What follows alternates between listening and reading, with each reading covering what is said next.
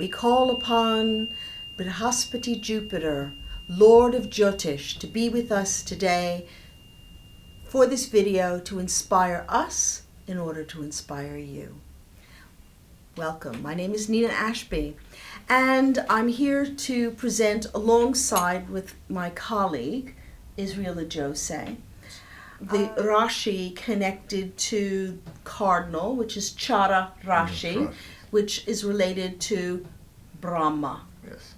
And the initiating energy. So why don't you talk a little bit more about that? Yeah, the initiating energies, they are sort of like self-mythologizing. It's sort of like something coming out of nothing. So they start, they begin, they bring something into existence. They are manifesting something. It's the start. Everything has a beginning. The Chara Rashis also are equated, or they correspond with the beginning of the seasons. So Aries, which is known as Mesha, it corresponds with the spring season. And then we have Cancer, which corresponds with the summer season. And then we have Libra, which corresponds with the autumn. And then we have Capricorn, which also corresponds with the winter. These are all the beginning, especially for us in the northern hemisphere. These are the beginning of the seasons. They're initiating. They're bringing in new seasons. Of the cardinal signs, they have this initiating energy, the ability to be able to initiate, to begin. That's dual signs. So the dual signs often have two energies connected to them. Yes. And so why don't you talk a little bit about that? Yeah.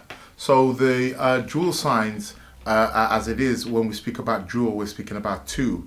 They have that duality, the double. When we look at Gemini, the twins, for example, and we see that double, or Pisces with the two fish also as well. So there's something dual orientated about it, and they maintain, because they're jumping from one thing to another. So by doing that, they are sustaining, which is what that Vishnu energy essentially is about. We spoke about the Brahma, which is the creative energy, the initiating energy. Well, that initiating energy now gets passed on or crosses over to Vishnu, who now takes that energy and now sustains it.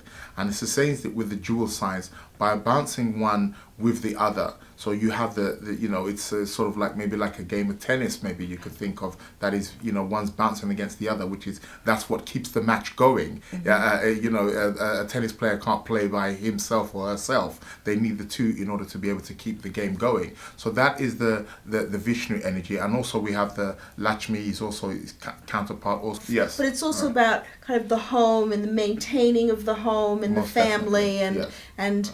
and how abundance and prosperity and money and all the things that make life kind of grounded. Yeah. Sustaining energy, Dvisvabhava Rashi, to now we come to Stira Rashi. And Stira Rashi are the fixed signs, and that relate to the god Shiva and the goddess Parvati.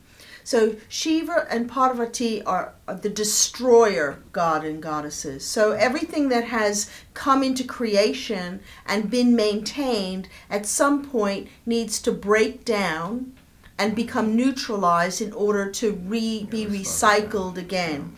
And the reason that these destroyer gods and goddesses are so important, and that they're relating to the fixed signs, which seems a bit odd, but the fixed signs want to stay fixed. They want to stay where they are.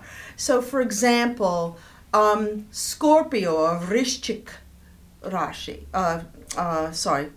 Vrishchik Rashi, it's fixed water. It's like the lake. Nothing is flowing in, nothing's flowing out. It can only go down deep. And they just want to keep everything within themselves emotionally until they explode or the dam bursts. And that's when Shiva comes and bursts the dam, or Parvati comes and bursts the dam. It can't remain the same because everything needs to keep flowing in the universe. So Shiva and Parvati are very important, and in helping consciousness and transformation to take place.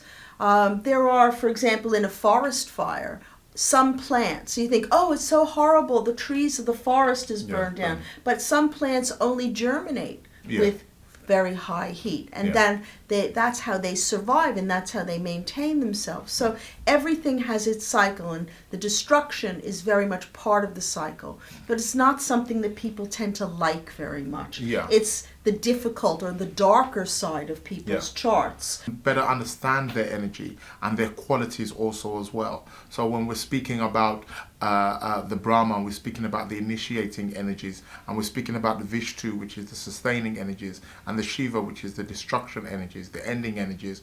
We're allowing you to have a glimpse, an insight into the nature of each of these Rashi signs, into the zodiac signs also as well, which gives us a better understanding in terms of what our chart is revealing to us and what it shows